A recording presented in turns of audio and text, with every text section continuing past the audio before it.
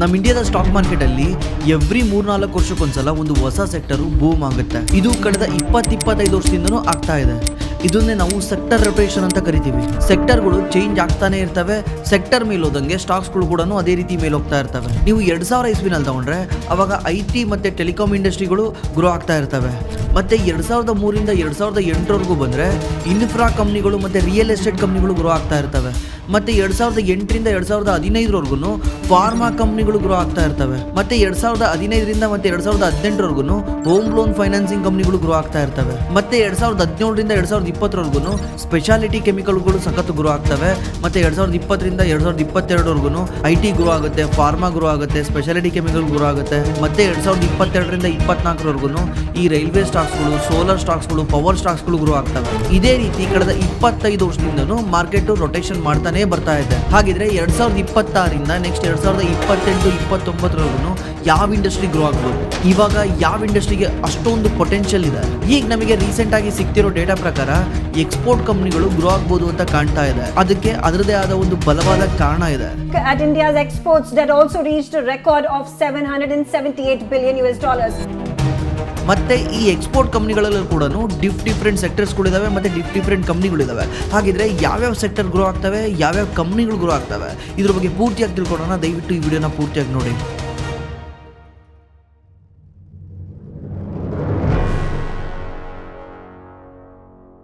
ಮತ್ತೆ ನಿಮ್ಗೆ ಏನಾದರೂ ಸ್ಟಾಕ್ ಮಾರ್ಕೆಟಲ್ಲಿ ಇನ್ವೆಸ್ಟ್ ಮಾಡೋಕ್ಕೆ ಹೆಲ್ಪ್ ಬೇಕಿದ್ರೆ ನಮ್ಮ ಡಿಸ್ಕ್ರಿಪ್ಷನಲ್ಲಿ ಗೂಗಲ್ ಫಾರ್ಮ್ ಇದೆ. ಆ ಗೂಗಲ್ ಫಾರ್ಮಲ್ಲಿ ನೀವು ನಿಮ್ಮ ಡೀಟೇಲ್ನ ಎಂಟ್ರಿ ಮಾಡಿದ್ರೆ ನಮ್ಮ ಟೀಮ್ ನಿಮಗೆ ಕಾಲ್ ಮಾಡಿ ಹೆಲ್ಪ್ ಮಾಡ್ತಾರೆ.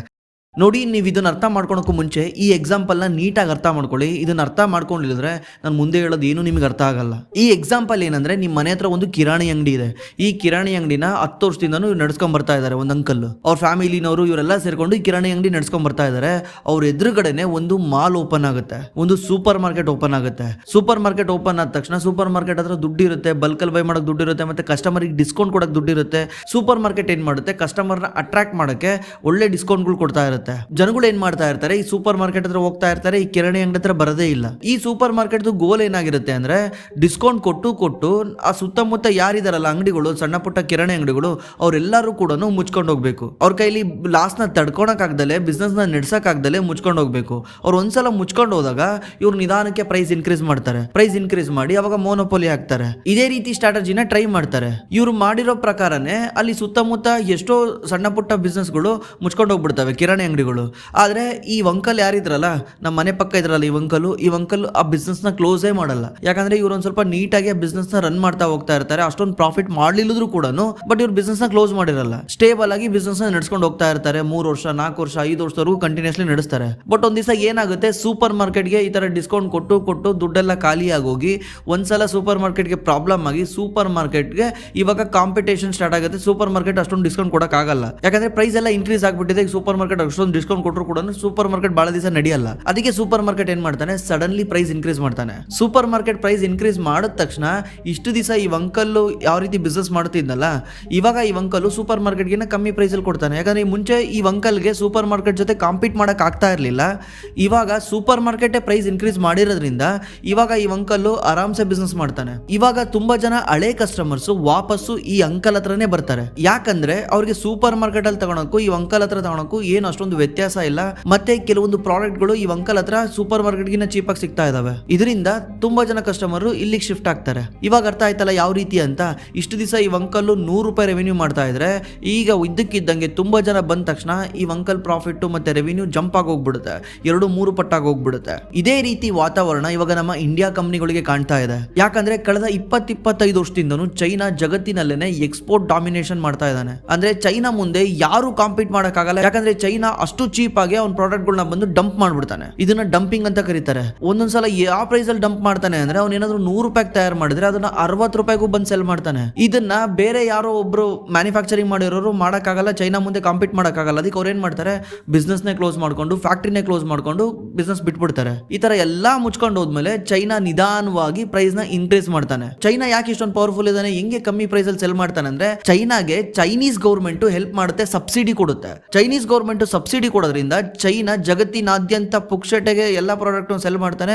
ಒಂದಲ್ಲ ಒಂದ್ ದಿವಸ ಎಲ್ಲರೂ ಬಿಸ್ನೆಸ್ ಅಲ್ಲಿ ಕಾಂಪಿಟೇಷನ್ ಮುಳುಗೋದಾಗ ನಾಳೆ ಒಂದ್ ದಿವಸ ಪ್ರೈಸ್ ಇನ್ಕ್ರೀಸ್ ಮಾಡ್ತಾನೆ. ಯಾವ ರೀತಿ ಇಂಡಿಯಾದಲ್ಲಿ ಜಿಯೋ ಮಾಡಿದ್ರಲ್ಲ ಆ ತರ. ಇದೇ ರೀತಿನೇ ಚೈನಾ ಮುಂಚಿಂದನೂ ಮಾಡ್ತಾ ಬರ್ತಿದ್ದಾನೆ.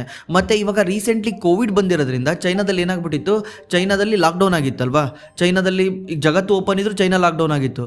ಈಗ ಚೈನಾದಲ್ಲಿ ಬಿಲ್ಡ್ ಮಾಡಿರೋ ಪ್ರಾಡಕ್ಟ್ಗಳು, ಮ್ಯಾನುಫ್ಯಾಕ್ಚರಿಂಗ್ ಮಾಡಿರೋ ಪ್ರಾಡಕ್ಟ್ಗಳು ಚೈನಾ ಹತ್ರ ಓವರ್ ಸಪ್ಲೈ ಆಗಿತ್ತು. ಅಂದ್ರೆ ಚೈನಾ ಹತ್ರ ಅದು ಪ್ರಾಡಕ್ಟ್ಗಳು ಜಾಸ್ತಿ ಇದ್ವು. ಈ ಪ್ರಾಡಕ್ಟ್ಗಳನ್ನ ಚೈನಾ ಹೊರಗಡೆ ಸೆಲ್ ಮಾಡಬೇಕಲ್ಲ, ಖಾಲಿ ಮಾಡಬೇಕಲ್ಲ ಪ್ರಾಡಕ್ಟ್ಗಳನ್ನ.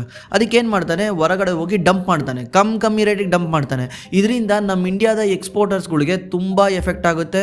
ಚೈನಾ ಜೊತೆ ಕಾಂಪೀಟ್ ಮಾಡ್ದಂಗೆ ತುಂಬ ಜನ ಬ್ಲೀಡ್ ಮಾಡ್ಕೊಂಡು ಎಷ್ಟೋ ಕಂಪ್ನಿಗಳು ಮುಳುಗೋಗ್ತವೆ. ಬಟ್ ಇವಾಗ ಏನಾಗ್ತಾ ಇದೆ, ನಿಮಗೆಲ್ಲ ಆಶ್ಚರ್ಯ ಅನ್ಸಂಗೆ ಚೈನಾದ ಕರೆನ್ಸಿ ಏನಿದೆಯಲ್ಲ ಅದು ಇಂಡಿಯನ್ ರುಪಿ ಜೊತೆಗೆ ಮೇಲ್ ಹೋಗ್ತಾ ಇದೆ. ಅಂದ್ರೆ ಚೈನಾದ ಕರೆನ್ಸಿ ಎದುರಿಗೆ ನಮ್ಮ ಇಂಡಿಯನ್ ರುಪಿ ಕುಸಿತಾ ಬರ್ತಾ ಇದೆ. ಇದು ನಿಮಗೆ ಪ್ರಾಬ್ಲಮ್ ಅನ್ಸಬಹುದು. ಡಾಲರ್ ಅಲ್ಲಿ ನಾವು ಇದನ್ನ ಪ್ರಾಬ್ಲಮ್ ಅಂತ ಹೇಳಿದ್ವಿ, ಬಟ್ ಇಲ್ಲಿ ನಮಗೆ ಇದು ಬೆನಿಫಿಟ್ ಆಗುತ್ತೆ.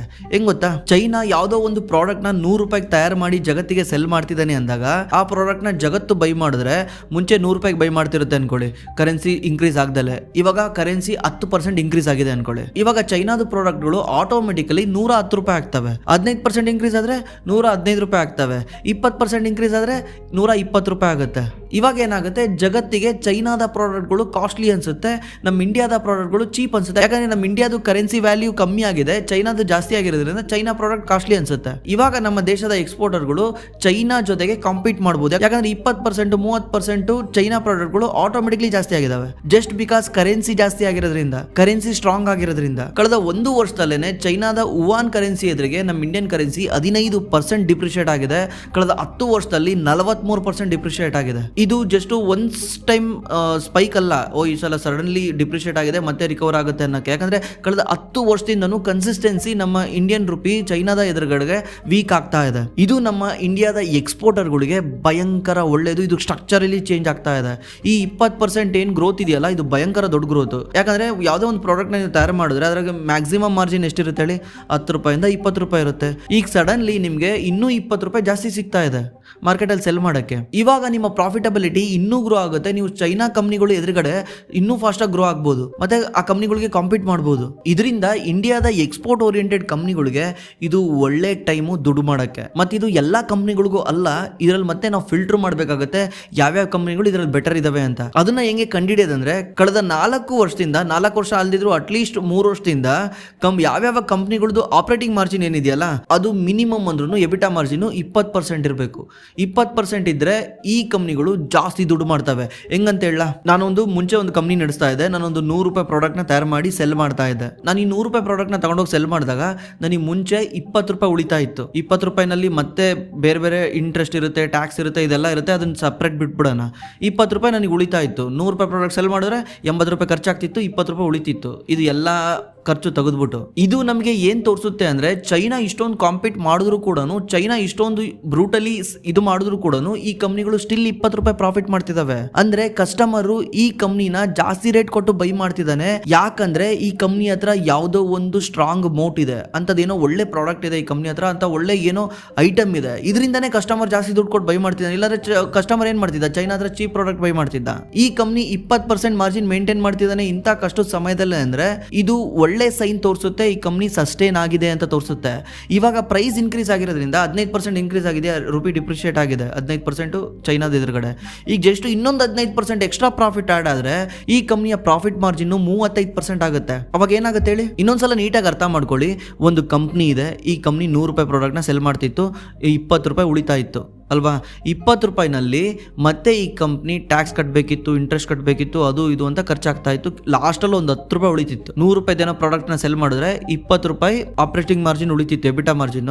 ಮತ್ತೆ ಅದರಲ್ಲಿ ಟ್ಯಾಕ್ಸು ಇಂಟ್ರೆಸ್ಟ್ ಎಲ್ಲ ಕಟ್ಟಿ ಒಂದು 10 ರೂಪಾಯಿ ಉಳಿತಾ ಇತ್ತು. ಇವಾಗ ಸಡನ್ಲಿ 35 ರೂಪಾಯಿ ಉಳಿಯುತ್ತಲ್ಲ, ಈ ಮಾರ್ಜಿನ್ ಆಟೋಮೆಟಿಕ್ಲಿ 35% ಆಗುತ್ತೆ.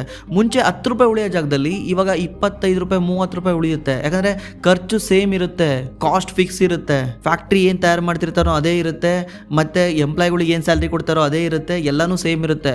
ಈಗ ಸಡನ್ಲಿ ಪ್ರೈಸ್ ಜಾಸ್ತಿ ಆಗಿರೋದ್ರಿಂದ ಆ ಪ್ರೈಸ್ನ ಕಂಪ್ನಿಗಳು ಅನುಭವಿಸ್ತವೆ.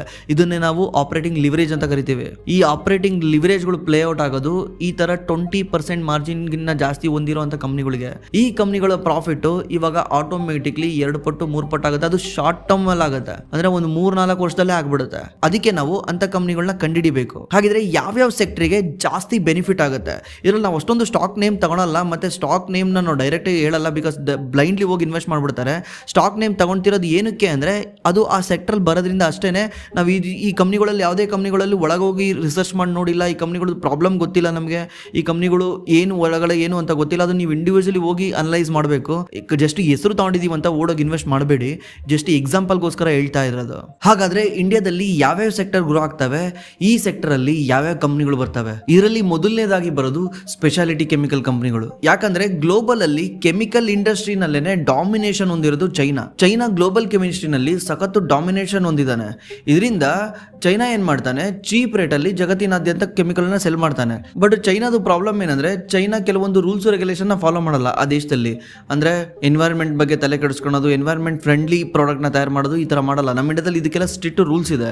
ಇದರಿಂದ ಚೈನೀಸ್ ಕಂಪ್ನಿಗಳಿಗೆ ಸ್ವಲ್ಪ ಕಾಸ್ಟ್ ಕಮ್ಮಿ ಆಗುತ್ತೆ, ನಮ್ಮ ಇಂಡಿಯನ್ ಕಂಪ್ನಿಗಳಿಗೆ ಕಾಸ್ಟ್ ಜಾಸ್ತಿ ಆಗುತ್ತೆ. ಬಟ್ ಇಂಥ ಪರಿಸ್ಥಿತಿ ಬಂದಾಗ ಈ ಕರೆನ್ಸಿ ಚೈನಾದು ಜಾಸ್ತಿ ಆಗಿದೆ ಅಲ್ವಾ, ಇವಾಗ ಚೈನಾ ಸೆಲ್ ಮಾಡಕ್ ಹೋದಾಗ ಕಾಸ್ಟ್ಲಿ ಆಗುತ್ತೆ ಜಗತ್ತಿಗೆ. ಇವಾಗ ನಮ್ಮ ಇಂಡಿಯಾ ಬಂದ್ಬಿಟ್ಟು ಮ್ಯಾಚ್ ಮಾಡಬಹುದು. ಅಷ್ಟಲ್ದಲ್ಲೇ ನಮ್ಮ ಇಂಡಿಯಾದಲ್ಲಿ ಎಷ್ಟೋ ಕೆಮಿಕಲ್ ಕಂಪ್ನಿಗಳಿದಾವೆ, ಈ ತರ ಚೈನಾದ ಎಷ್ಟೇ ಕಾಂಪಿಟೇಷನ್ ಬಂದರೂ ಕೂಡ ಅವ್ರದ್ದು ಎಬಿಟಾ ಮಾರ್ಜಿನ್ ಕಮ್ಮಿ ಮಾಡ್ಕೊಂಡಿಲ್ಲ, ಅವ್ರ ಪಾಡಿಗೆ ಅವ್ರ ಬಿಸ್ನೆಸ್ ನ ಮಾಡ್ತಾನೆ ಇದ್ದಾರೆ. ಅವ್ರು ಸೇಲ್ ಸ್ವಲ್ಪ ಕಡಿಮೆ ಆಗಿದೆ, ಎಬಿಟಾ ಮಾರ್ಜಿನ್ ಕಮ್ಮಿ ಆಗಿಲ್ಲ. ಇವನ್ನ ನಾವು ಸ್ಪೆಷಾಲಿಟಿ ಕೆಮಿಕಲ್ ಅಂತ ಕರಿತೀವಿ. ಇವ್ರು ಏನ್ ಮಾಡ್ತಾರೆ, ಹೈ ವ್ಯಾಲ್ಯೂ ಇರೋ ಕೆಮಿಕಲ್ಗಳನ್ನ ಸೆಲ್ ಮಾಡ್ತಾರೆ, ಪ್ರೈಸ್ ಕೂಡ ಹೈ ಇರುತ್ತೆ. ಈಗ ಎಕ್ಸಾಂಪಲ್ ಅಂದ್ರೆ ನಾವು ಮಗುಕ್ಕೆ ಸನ್ಸ್ಕ್ರೀನ್ ಹಚ್ಕೊಂತೀವಿ, ಅದೇ ರೀತಿ ನಾವು ಯೂಸ್ ಮಾಡೋ ಟ್ಯಾಬ್ಲೆಟ್ ಅಲ್ಲಿ ಕೆಮಿಕಲ್ ಇರುತ್ತೆ, ನಾವು ಯೂಸ್ ಮಾಡೋ ಟಾನಿಕ್ ಅಲ್ಲಿ ಕೆಮಿಕಲ್ ಇರುತ್ತೆ, ನಾವು ಮತ್ತೆ ಕನ್ಸ್ಯೂಮ್ ಮಾಡೋ ಎಷ್ಟೋ ಐಟಮ್ಗಳಲ್ಲಿ ಕೆಮಿಕಲ್ ಇರುತ್ತೆ. ಇದರಿಂದ ಇಂಥವೆಲ್ಲ ಹೈ ಪರ್ಫಾರ್ಮೆನ್ಸ್ ಕೆಮಿಕಲ್ ಆಗಿರ್ಬೇಕದು, ತುಂಬಾ ಸೇಫ್ಟಿಯಿಂದ ಮಾಡಬೇಕು. ಹೆಚ್ಚು ಕಡಿಮೆ ಆದ್ರೆ ಏನಾಗುತ್ತೆ, ರಿಯಾಕ್ಷನ್ ಆಗ್ಬಿಡುತ್ತೆ. ಇದಕ್ಕೆ ಇದನ್ನ ಹೈ ಪ್ರೈಸ್ ಅಲ್ಲಿ ಇಟ್ಟು ಸೆಲ್ ಮಾಡ್ತಾರೆ. ಇಲ್ಲಿ ಮಾರ್ಜಿನ್ ಜಾಸ್ತಿ ಇರುತ್ತೆ. ಅದೇ ಇನ್ನೊಂದ್ ತರ ಕೆಮಿಕಲ್ಗಳು ಬರ್ತವೆ, ಅದು ಕಮಾಡಿಟಿ ಕೆಮಿಕಲ್ ಅಂದ್ರೆ ಅದನ್ನ ತಯಾರು ಮಾಡೋದು ತುಂಬಾ ಈಸಿ. ಚೈನಾ ಏನ್ ಮಾಡ್ತಾನೆ, ಅದನ್ನ ಬಲ್ಕ್ ಅಲ್ಲಿ ತಯಾರು ಮಾಡ್ತಾನೆ, ಬಲ್ಕ್ ಅಲ್ಲಿ ತಯಾರು ಮಾಡಿ ಜಗತ್ತಿನಾದ್ಯಂತ ಸೆಲ್ ಮಾಡ್ತಾನೆ. ಚೈನಾ ಕೆಲ್ಸನೇ ಅಷ್ಟು. ಚೈನಾ 1-2 ಐಟಮ್ ನ ಸೆಲ್ ಮಾಡಲ್ಲ.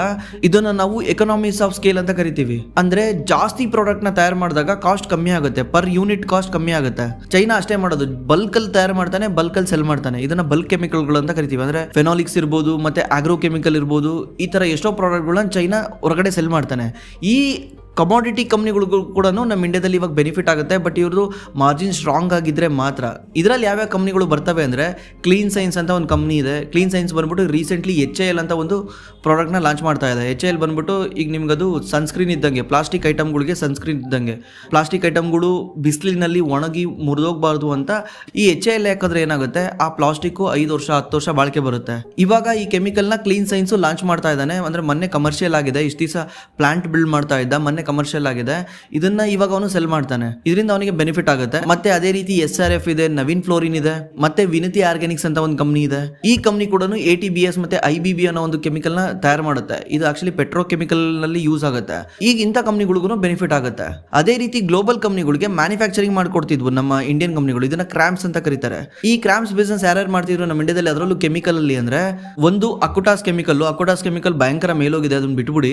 ಮತ್ತೆ PA ಇಂಡಸ್ಟ್ರಿ ಮತ್ತೆ ನವೀನ್ ಫ್ಲೋರಿನ್, ಇವರು ಕ್ರಾಮ್ಸ್ ಬಿಸ್ನೆಸ್ ನ ಮಾಡ್ತಾ ಇದ್ರು. ಈ ಕ್ರಾಮ್ಸ್ ಕಂಪ್ನಿಗಳು ಏನ್ ಮಾಡ್ತವೆ, ಎಷ್ಟೋ ಗ್ಲೋಬಲ್ ಕಂಪ್ನಿಗಳು ಏನ್ ಮಾಡ್ತವೆ, ಚೈನಾ ಹತ್ರ ಕಾಸ್ಟ್ ಜಾಸ್ತಿ ಆಗುತ್ತೆ ಅಂತ ಇಂಡಿಯಾದಲ್ಲಿ ಬಂದ್ಬಿಟ್ಟು ಕ್ರಾಮ್ಸ್ ಆರ್ಡರ್ ಕೊಡ್ತಾರೆ ಇವರಿಗೆ.